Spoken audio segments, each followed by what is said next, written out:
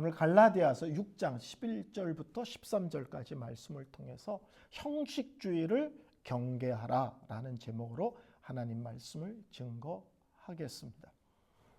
그 LA 쪽에 가면 요새는 그렇게 유명한 교회는 아니지만 한 20여 년 만에 또 뭐 한국에서 많은 목회자들이 가서 그 교회를 보고 그 교회를 연구하던 그런 교회가 있었습니다.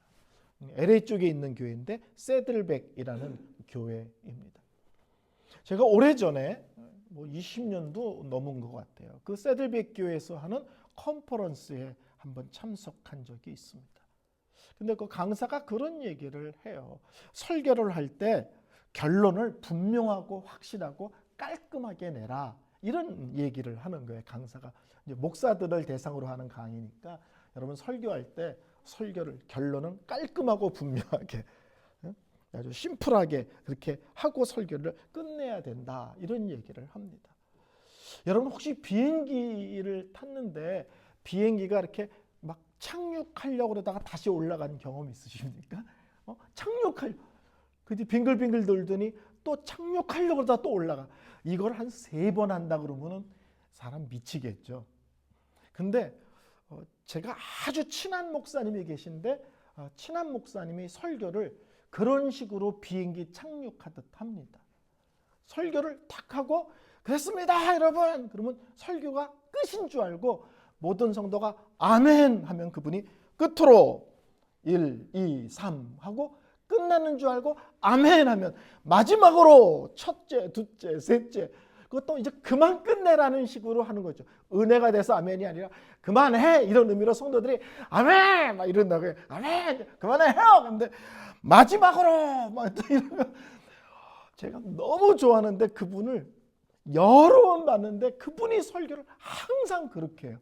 그래서 성도들이 나중에는 앞의 내용이 아무리 은혜로워도 설교를 그런 식으로 질질 끌고 마무리 지니까 나중에는 전부 다 짜증을 내는 것을 제가 봤습니다.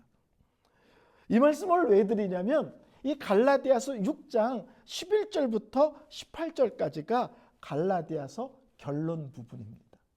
근데 사도 바울은 이 결론 부분을 끝으로 1, 2, 3 마지막으로 첫째, 둘째, 셋째 이렇게 하지 않고 명확하게 내용을 정리하면서 끝냅니다.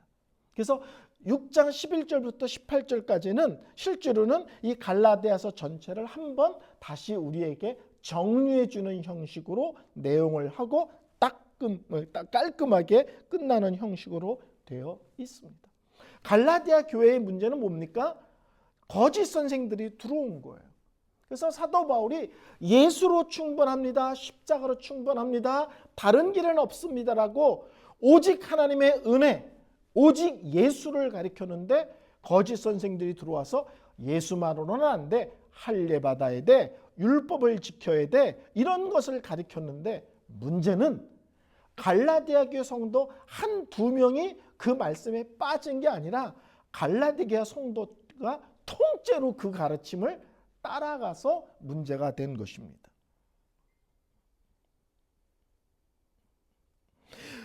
오늘 본문은 이 거짓 선생들이 그런 얘기를 왜 했냐? 그 숨은 의도가 무엇인지는 아느냐? 그 얘기를 하고 있습니다. 그들이 한 내용도 문제지만 그들이 그런 것을 강조한 그 내용의 뒷얘기, 숨은 의도가 선한 것이 아니라는 것도 너희들은 알아야 된다. 이렇게 이야기를 합니다. 11절에 이렇게 시작합니다. 내 손으로 너희에게 이렇게 큰 글자를 쓴 것을 보라. 11절에 이렇게 말씀을 합니다. 여기서 큰 글자를 쓴 것을 보라는 말은 무슨 뜻이냐면 바울이 이 갈라디아서를 쉽게 말하면 대필시킨 거예요. 구술을 시킨 거예요. 바울이 불러주고 옆에 있는 사람이 받아 쓴 것입니다. 그러니까 바울이 앞에부터 뒤에까지 쓴 걸 쭉 보고 자기가 얘기한 대로 정확하게 기록한 것을 알고 마지막부터 여기서부터 여기까지 내가 직접 쓴 거야 이렇게 얘기해요. 앞에는 사람을 시켜서 구술시켰어. 근데 여기서부터 뒤에까지 내가 썼어 라는 얘기를 하려고 그것만이 아니라 11절부터 18절은 직접 내가 썼을 뿐만 아니라 앞에 내용도 내가 쓴 거나 똑같아. 내가 구술시켜서 내용에 하자가 없는지 틀림이 없는지 확인한 거야.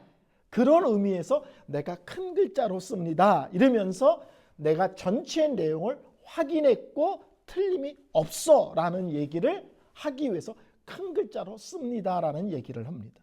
첫째는 그러니까 자기가 쓴 서신이 맞다라는 것입니다.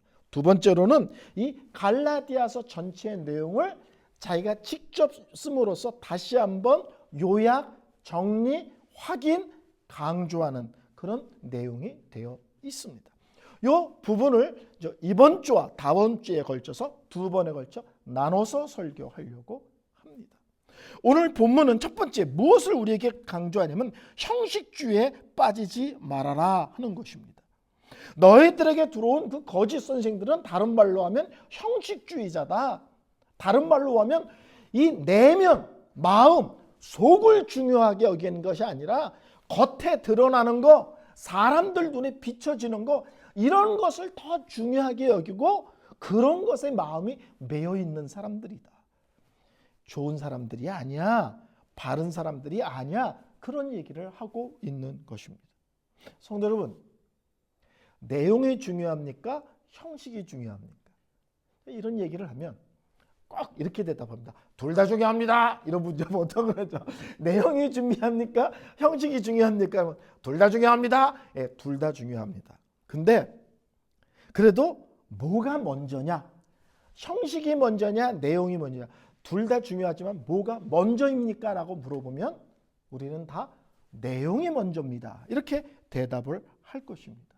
근데 문제는 어떤 것을 강조하는데 이게 세월이 지나면 맨 처음에 이거를 왜 강조했는지를 잊어버리는 우를 범할 수가 있습니다. 무슨 말인지 아시겠죠? 맨 처음에 그것을 강조했을 때는 강조한 이유가 있을 거 아니에요. 근데 세월이 지나면 강조한 이유는 없어지고 또는 잊어버리고 내용만 붙들고 그거를 목숨처럼 중요하게 여기는 우를 범할 수 있다는 거예요. 제가 아주 오래전에 읽은 책 중에 코끼리도 춤추게 하라라는 책이 있습니다. 그 책은 IBM이 위기에 처했을 때 새로운 CEO가 들어와서 IBM을 개혁하는 것에 대한 얘기입니다.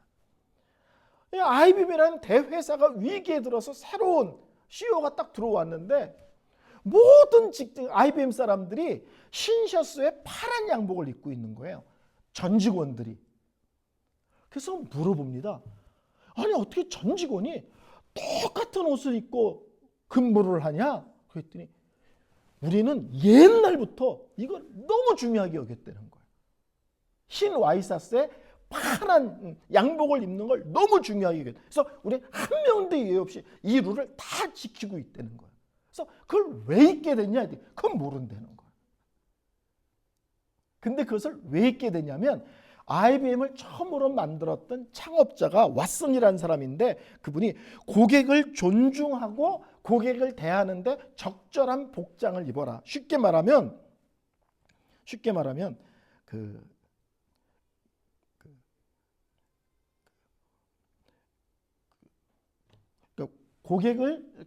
고객이 왔을 때 그들이 우리의 옷이나 외모나 이런 것에 부담 갖거나 신경 쓰거나 불편해하지 않도록 그들이 편하게 할 수 있는 복. 근데 그게 그 시대에는 하얀 와스의 파란 정장이었던 거예요.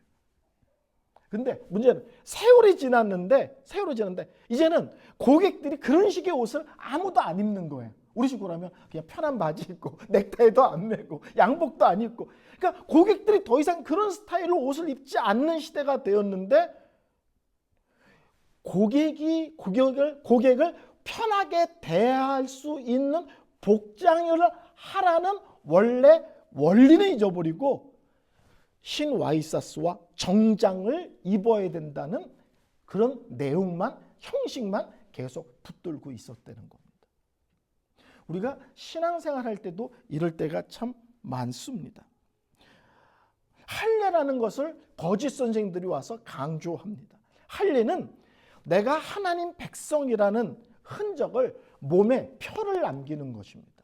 그래서 끊임없이 내가 하나님 백성이라는 것을 기억하고 하나님 백성답게 사는 것을 힘쓰고 애쓰도록 하기 위해서 허락하신 것입니다.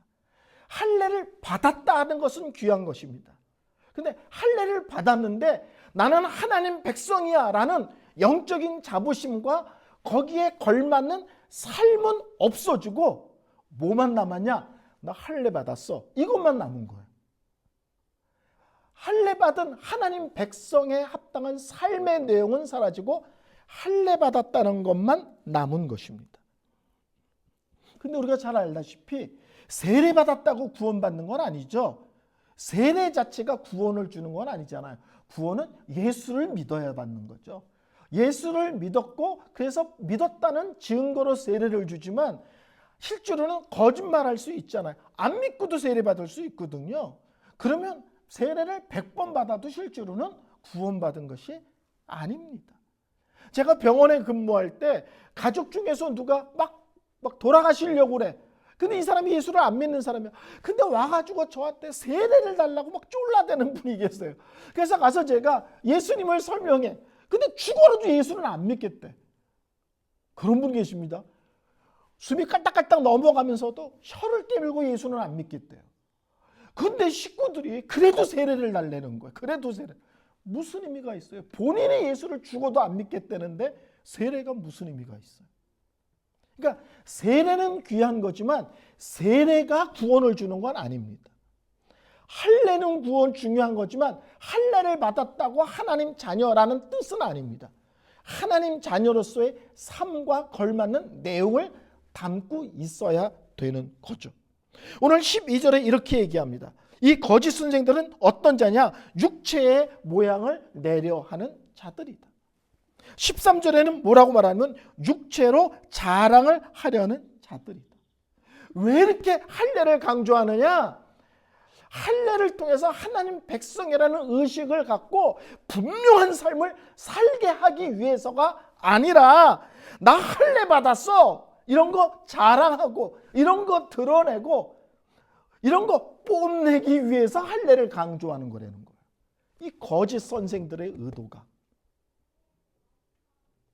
그러니까 뭐예요? 성도들아 속지 마십시오.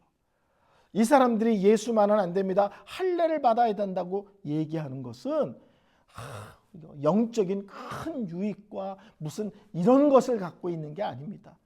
나 할례 받았어라는 것을 드러내고 자랑하고 그렇지 않은 사람들은 무시하고 하는 그런 순수하지 않은 동기에서 접근된 겁니다. 할례라는 의식은 남았지만 할례의 정신, 하나님께서 할례를 통해서 우리에게 붙잡으라고 하는 내용은 다 상실한 자들의 잘못된 가르침이라는 사실을 아십시오. 이런 것입니다. 이 거짓 선생들은 실제로는 내면이 중요한 것이 아니라 이 사람들은 사람들에게 비춰지는 겉이 중요한 것입니다. 하나님이 중요한 것이 아니라 사람들에게 드러내고 사람들에게 폼내고자 하는 그런 의식을 갖고 있는 사람들이라는 거예요. 믿음과 은혜를 따라 사는 것보다는 자기가 힘쓰고 애쓰고 노력해서 나 이런 사람이라는 것을 뽐내기를 좋아하는 사람들이다. 그래서 사도 바울이 갈라디아 교회 성도에게 결론으로 내리게 하면서 너희 안에 들어온 거짓 선생들이 고상하고 우아한 척하면서 할례를 강조하지만 동기도 옳지 않은 것이다. 내용도 틀렸지만 그들의 숨은 동기, 숨은 의도도 하나님 중심적이지 않고 사람 중심이다. 하나님은 우리 내면을 살피는데 내면이 새로워지기보다는 그들은 사람들에게 어떻게 비치는지 것에 대해서 예민해서 그런 것을 가리키는 것이니 속지 마십시오 하는 것입니다. 두 번째는 고난을 회피하지 말라입니다. 12절 억지로 너에게 할례를 받게 하면 그들이 그리스도로 이 십자가로 말미암아 박해를 면하려 할 뿐이니라. 이 사람들이 왜 이렇게 할례를 주장하느냐? 유대인들이 할례 필요 없다 그러면 가만 놔두나요? 사도 바울 보세요. 끝까지 쫓아다니면서 바울을 공격하고 바울을 때리고 바울을 죽이려고 그러고 그러잖아요. 예수로 충분하다는 것 때문에 바울이 죽을 고비를 얼마나 넘겼습니까? 그러니까 유대인들이 똑같이 예수로 충분하다 그러면 자기네들도 어마어마한 공격을 받을 것을 아니까 유대인들이 중요하게 여기는 할례, 율법 이런 것을 같이 주장함으로써 그들이 자기네들을 공격하지 못하도록, 쉽게 말하면 타협함으로써 고난을, 타협함으로써 박해를 피하려는 아주 얄팍한 수를 쓰고 있다는 사실을 알아야 된다라는 얘기입니다. 성경은 놀랍게도 우리에게 고난에 대해서 선명하게 가르칩니다. 빌립보서 1장 29절에는 하나님께서 우리에게 은혜를 주신 것은 고난도 받게 하심이라 이렇게 얘기합니다.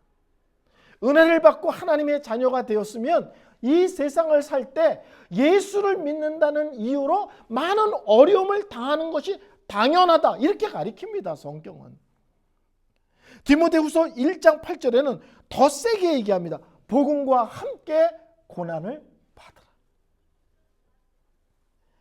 고린도 후서 3장 12절에는 이렇게 얘기합니다. 무릇 경건하게 살고자 하는 자는 핍박을 받는다. 예수를 믿으면 이 땅에서 손해보게 돼 있는 거야. 거룩하게 경건하게 하나님 중심으로 살려고 힘쓰고 애쓰면 공격 당해, 손가락질 당해, 사람들이 뒤에서 수근수근해. 그런 거 이상한 게 아니야. 믿는 사람이 기꺼이 지불해야 될 대가야. 이렇게 이야기를 합니다. 예수 때문에, 복음 때문에, 교회를 열심히 섬긴다는 이유 때문에, 하나님 말씀대로 살아보고자 몸부림치는 것 때문에, 거룩하게 살려고 애쓰는 것 때문에 공격당하고 조롱받고 사람들 우리랑 안 놀아주고 그런 거 오늘 성경은 이렇게 얘기합니다. 당연한 것이다. 모든 예수 믿는 사람들이 그런 것 때문에 당하는 어려움은 그건 필수 과목이다. 피할 수 있는 게 아니다. 한 명도 예외가 없다. 그것은 도리어 너희들이 예수를 이상하게 믿는 것이 아니라 제대로 정상적으로 잘 믿기 때문에 일어나는 일이다. 세상을 살면서 힘들고 어렵고 손가락질당하고 오해받는 일 많죠. 근데 너희가 받는 어려움은 예수 때문에 받는 것이고 하나님 자녀이기 때문에 받는 것이니 이건 부끄러운 게 아니다. 도리어 영광스러운 것이고 하나님 백성으로서의 특권이다.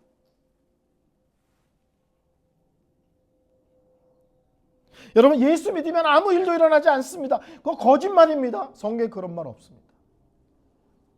예수 믿으면 만사형통한다. 거기서 만사형통은 내가 계획한 대로, 내가 생각하는 대로, 내가 꿈꾸는 대로 다 된다 이런 뜻이 아닙니다. 거기서 만사형통은 하나님께서 원하시는 일이 하나님의 은혜와 원리 가운데 아름답게 이루어진다는 거지, 내 생각, 내 계획, 내 꿈이 무엇이든지 하나님이 다 책임져 준다 이런 뜻 아닙니다. 내 생각, 내 계획을 하나님이 무조건 책임져 주는 것이 아니라 내가 어떤 생각, 어떤 계획이 있든지 하나님께 물어보고 하나님이 기뻐하시는지 확인하고, 기뻐하지 않으면 내려놓고, 기뻐하면 어떤 대가를 지불하도 그 길을 갈 때 하나님이 그런 사람들을 축복하신다. 그런 사람들을 귀하게 여긴다시지 뭘 하든지 다 잘 돼. 이런 것은 성경에 없습니다. 거룩한 길, 진리의 길, 영생의 길이기 때문에 우리가 기꺼이 고난을 받는 겁니다. 예수 믿는 게 이렇게 힘든 겁니까? 예, 힘듭니다. 이런 분들은 계시죠? 왜 밤이 되면 졸립죠? 예, 밤이 되면 졸립습니다. 밥 먹은 지 8시간 되니까 배가 너무 고프네요. 예, 배 고픕니다. 학교 가면 왜 숙제를 해야 되죠? 예, 학교 가면 숙제하는 겁니다. 그런 것처럼 예수 믿으면 고난이 있습니다. 예수 믿으면 손해가 있습니다. 예수 믿으면 억울함이 있습니다. 근데 이것이 생명의 길이고 진리의 길이기 때문에 우리가 포기하지 않는 것입니다. 기꺼이 당하면서도 나는 그래도 믿음의 길을 갈래 이러는 거죠. 고난을 받지 않으려고 신앙을 타협하거나 진리를 왜곡하는 것은 절대로 잘못된 것입니다. 거짓 선생들이 와서 할례를 막 강조해. 알고 봤더니 얘네들이 왜 이렇게 할례를 강조하나 그랬더니 할례를 강조하지 않으면 유대인들한테 공격받으니까. 공격받고 싶지 않아서 할례를 강조하는 사람들이다. 속지 마라. 신앙을 타협하는 자들이다. 진리를 왜곡하는 자들이다. 조심해라 입니다. 세 번째로 위선을 피하라입니다. 13절 할례를 받은 그들일지라도 스스로 율법을 지키지 아니하고, 할례는 주장해. 할례는 하나님 백성이라는 표를 마음에 지니고 살고 그런 의식으로 살라고 주신 것인데 정작 율법은 무시해. 할례는 강조하는데 하나님 말씀이 기준이잖아요. 어떻게 살아야 돼? 하나님 말씀의 기준에 맞춰서, 하나님 말씀을 따라서. 근데 하나님 말씀은 관심이 없다. 이것처럼 위선이 어디 있습니까? 예수님께서 바리새인들을 많이 야단쳤죠. 우린 바리새인들이 되게 우스운 사람처럼 보이지만 예수님 당시에 바리새인들은요, 최고로 경건한 사람이라고 존경받았습니다. 어느 정도냐면 이스라엘에서 그 당시에 딱 2명이 천국 간다면 한 사람은 바리새인이고 한 사람은 서기관일 것이다. 이 정도 얘기를 들을 정도로 존경받는 사람들이었어요. 근데 우리 예수님은 겉을 보시지 않잖아요. 그 내면에 뭐가 있는지를 보잖아요. 바리새인들이 말도 못하게 경건한 것처럼 그래요. 우리말에 조롱할 때 이런 거죠. 경건을 떤다 그러죠. 경건을 떤다. 경건한 게 아니라 경건한 척하는 거죠. 근데 사람들 눈에는 진짜 경건으로 보여. 근데 우리 예수님 보기에는 경건한 척하는 사람으로 보이는 거예요. 그래서 마태복음에 이런 얘기하잖아요. 저 사람들이 금식 자주 하지 사람 보이려고. 저 사람들이 기도 열심히 하지 그것도 사람 보이려고. 저 사람들이 어렵고 힘든 사람들 잘 도와주지 그것도 사람들에게 칭찬받아요. 말도 못하게 경건하여 하나님 중심의 사람인 것 같은데 저 사람들은 뭘 하든지 어려운 사람을 돕든지 기도를 하든지 뭘 하든지 그 모든 목적이 사람들이 자기네들을 멋있고 근사하고 특별한 사람으로 봐줬으면 하는 외식하는 자들이다. 갈라디아 이 바리새인들을 향한 또 다른 얘기가 참 이해가 안 돼요. 말도 못하게 경건한 척을 하는데 예수님께서 그들을 한마디로 정의합니다. 사람 눈만 살피는 사람이고, 두 번째, 돈을 지나치게 좋아하는 사람들이다. 사람들 눈에는 저렇게 경건한 사람은 없어. 그런데 하나님 눈에는 사람 눈만 의식하는 사람이고 마음속에는 돈 생각만 하는 사람들이다. 속지 말아라. 이런 겁니다. 거짓 선생들이 와서 할례 받아야 됩니다. 그러지만 실제로는 그들은 정작 하나님 자녀들처럼 바르게 살려는 말씀에는 관심이 없는 자이다. 위선자들이다. 속지 말아라 입니다. 우리가 참 조심해야 됩니다. 내가 하는 말이나 내가 주장하는 게 실제 내가 아닐 수 있습니다. 어느 때 내가 너무 중요하다고 강조하는 것에 가장 먼 사람이 실제로는 나 자신일 수도 있습니다. 이 세상에서 교회를 손가락질하고 예수 믿는 사람들을 자꾸 욕하는데 많은 이유가 있죠. 근데 그 중에 하나가 아마 위선일 겁니다. 지네들이 떠드는 거랑 지네들이 사는 거랑 너무 멀리 떨어져 있는 사람들. 우리의 신앙의 싸움은요, 일관성의 싸움입니다. 아무리 힘들고 어려워도 믿음을 바로 세우고 믿음의 원리대로 끝까지 가는 일관성의 싸움. 겉과 속이 같은 신실성. 예수와 노가 분명한 명확한 삶. 형편에 따라서 이랬다 저랬다가 아니라 하나님께서 기뻐하시는 것이라면 묵묵히 사람들이 뭐라고 하던 또박또박 믿음의 길을 우직하게 걸어가는, 이게 실제로는 우리가 싸워야 될 믿음의 싸움입니다.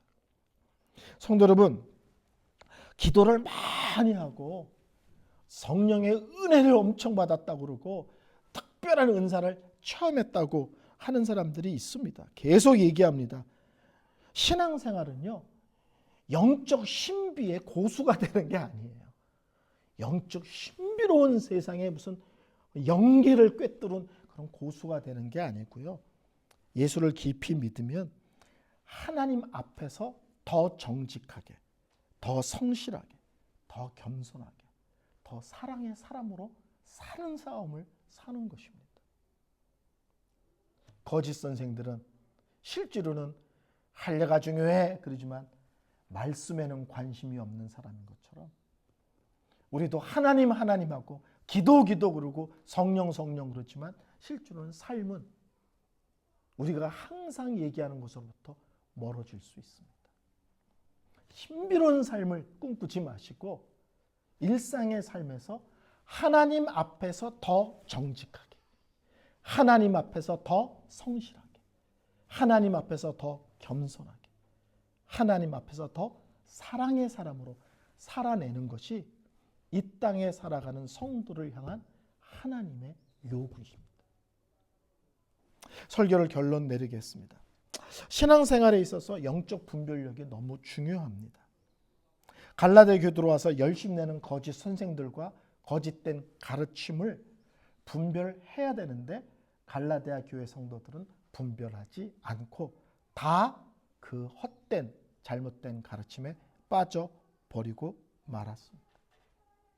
오늘 바울은 얘기합니다. 그들이 대단해 보이지? 속지 마. 결국 자기 드러내는 거 좋아하는 사람이야. 고난 피하려고 잔머리 쓰는 사람들이야. 그리고 겉과 속이 다른 위선자들이야. 주장하는 것에 속아서도 안 되지만 그 동기, 그 내면도 살필 줄 아는 분별력이 필요한 거야 라고 말씀합니다. 이 갈라디아 거짓 선생들을 보면서 우리가 우리 자신도 좀 점검하고 돌아봤으면 좋겠습니다. 내 안에 믿음과 교회 안에서의 성도들과의 삶 속에서 나는 순수한 동기를 갖고 있지는 않은가? 나를 드러내고 사람들의 비춰지는 것에 예민하지는 않는가? 기꺼이 지불해야 될 고난의 대가가 있는데 나는 그때마다 멈칫하거나 실제는 타협하지는 않는가? 나는 혹시 내가 중요하게 여긴다고 이야기하는 믿음의 내용으로부터 정작 나 자신이 가장 멀리 떨어져 있는 것은 아닌가? 나 자신을 점검하고 돌아보고 하나님 앞에 바로 세우는 그런 믿음의 싸움을 잘 싸우는 귀한 한 주가 되시기를 바랍니다.